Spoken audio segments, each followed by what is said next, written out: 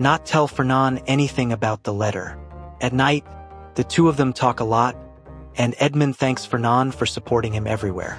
Then Fernand gives Edmond a chess king and says, "It is not necessary that I will always be with you."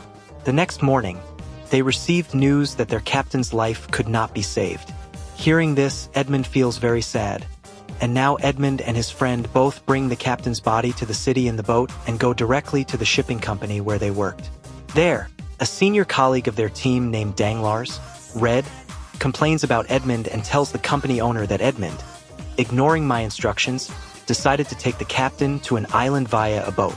Then the company owner asks Edmond if this is true, to which Edmond replies in the affirmative and says, "I couldn't leave the captain to die, that's why I took this step." Hearing this, the company owner is very pleased with Edmond and says to Danglars, "Actually, you should have taken this step because you were the ship's senior, but despite being the senior, you were only saving your own life." Impressed by Edmond's honesty and bravery, the company owner makes Edmond the new captain of the ship. But Danglars, present there, was not happy about Edmond becoming the captain, because after the captain's death, he should have become the next captain, and Danglars leaves from there in anger. In the joy of becoming the ship's captain, Edmond goes straight to his girlfriend Mercedes and, after telling her about becoming the captain, proposes for marriage. Fernand was also present there. These three were childhood friends, and Fernand had loved Mercedes since childhood. But Mercedes only loved Edmond, and this very fact was burning Fernand from within. Fernand leaves from there in anger and meets Danglars directly. Now both of them had started to be jealous of Edmond. Fernand because of Mercedes and Danglars because he didn't become the ship's captain. Here, Danglars says to Fernand, "You and Edmond are good friends." But Fernand says, "No, Edmond considers me his friend, but he hides things from me." Here, Fernand tells Danglars about the letter that Napoleon had given to Edmond. Hearing this, Danglars and Fernand both plan together to frame Edmond. On the other hand, Mercedes and Edmond are enjoying the joy of him becoming the captain.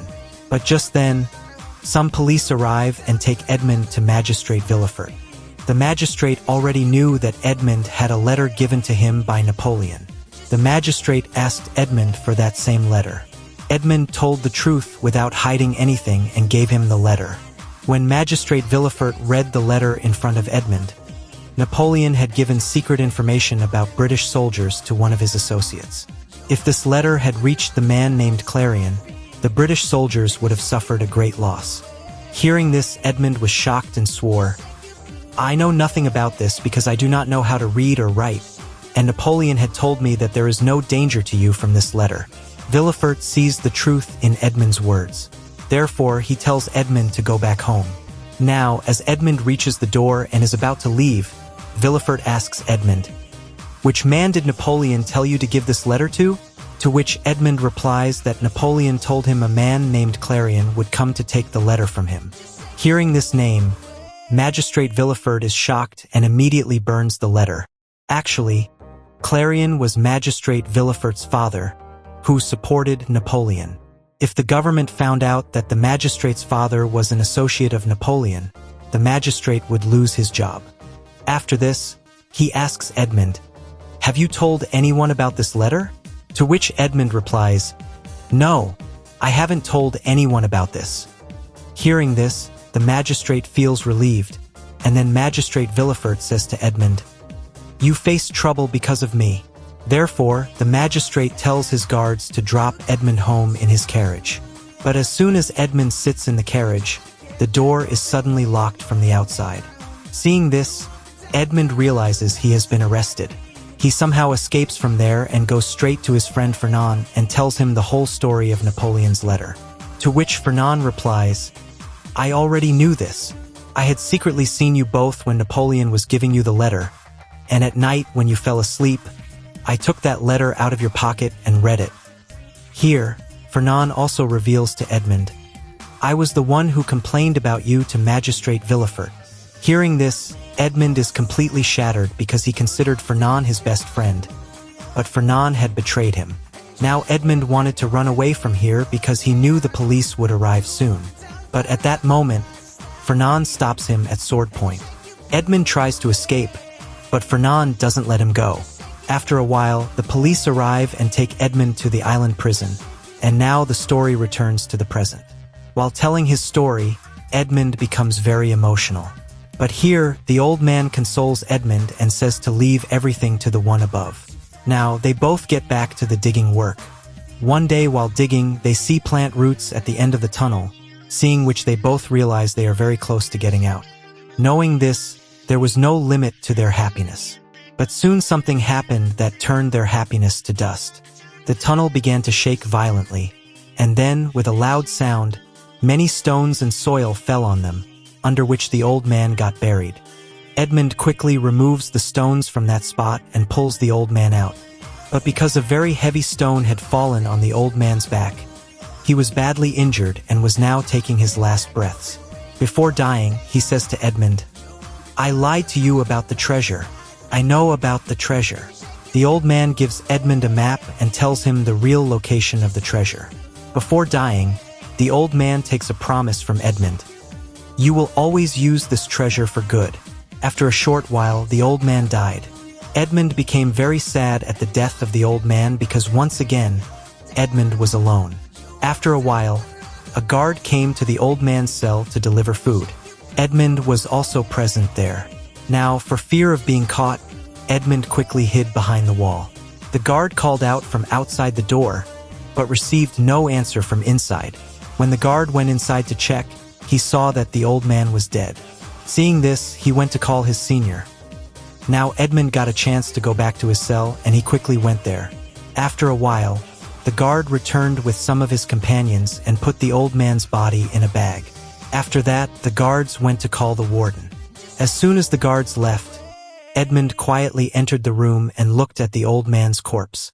While looking at the corpse, an idea came to Edmond's mind. He thought that since it was impossible to get out of this prison anyway, why not try to escape from here? After this, Edmond quickly takes the old man's body out of the bag and shuts himself in its place. After a while, the warden came with his men to take away the body. Actually, here, the body of a deceased prisoner is thrown into the seawater. During this, a guard went to Edmond's cell with food. But when Edmond did not respond even after repeated knocking, the guard went inside Edmond's cell in anger. But there, he found not Edmond, but the old man's corpse. After this, the guard ran to call the warden and started shouting to the warden from afar. That night, strong stormy winds were blowing, making it very difficult to hear anything. The warden was trying to listen to the guard's words, but he could hear nothing.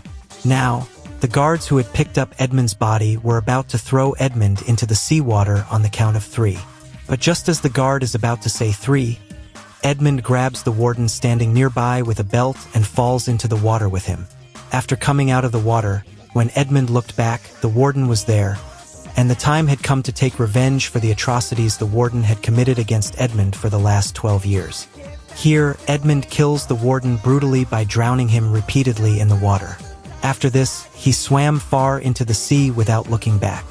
The next morning, when Edmond opened his eyes, he was on an island. After taking the first breath of freedom under the open sky in 12 years, Edmond becomes very happy. Out of joy, he starts running here and there like a madman. But his happiness was short-lived. Just then, he sees many people watching him. Actually, these were all pirates, and they had all come here to kill one of their companions who had betrayed the pirate leader. Those pirates capture Edmond, and the pirate leader says to Edmond, "I will let you live, but on one condition. You have to fight our traitorous companion whom we were going to kill anyway.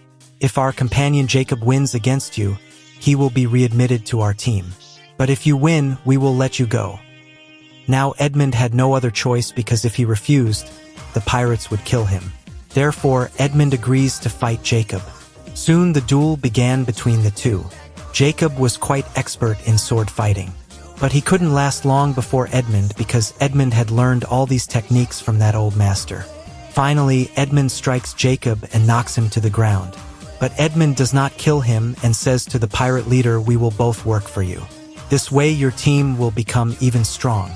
And I take responsibility for Jacob that after today, he will never betray you." The pirate leader finds Edmond's point reasonable and is very impressed by Edmond's mercy. Here, Jacob also swears, "After today, I will spend my whole life serving you." After this, they all set off towards France via a ship. On the way, seeing Edmond's long hair and beard, the pirate leader asks him, "How did you get here and what happened to you?" To which Edmond tells him his entire story. After hearing Edmond's full story, the pirate leader understands Edmond's pain and sets him free so that he can take his revenge. Here, Jacob also comes with Edmond because Edmond had saved his life. After this, Edmond went straight to the owner of the company where he had worked 13 years ago. But going inside after 13 years, he sees that everything has changed, and by now Edmond too had completely changed. Therefore, even the company owner is unable to recognize him. This is the same company owner who had made Edmond the ship's captain 13 years ago. Here, Edmond tells the company owner his name is Monte Cristo and says to the owner, "I am a friend of Edmond and I want to know about Edmond's family." Here, that man tells Edmond that Edmond was considered a traitor to the country for supporting Napoleon. And when this news reached Edmond's father hanged himself. Hearing this, Edmond suffered a deep shock. Edmond asks him, "Who put the charge of treason on Edmond?" To which the man replies, "The magistrate here, whose name is Villefort." Here, Edmond also finds out that after he went to jail, his girlfriend was married by his childhood friend Fernand. The next morning, Edmond and Jacob set out in a boat towards where the treasure mark was made on the map. Following the map, they both reach an island. Now, the island was quite large, so they were having difficulty finding the treasure. But when these people reached the very middle part of the island, they saw a pool there, an EDM. Edmond spotted something in that pool. When Edmond jumped into the water, he found the treasure there. As soon as Edmond opened a chest, glittering gold was visible. Seeing this,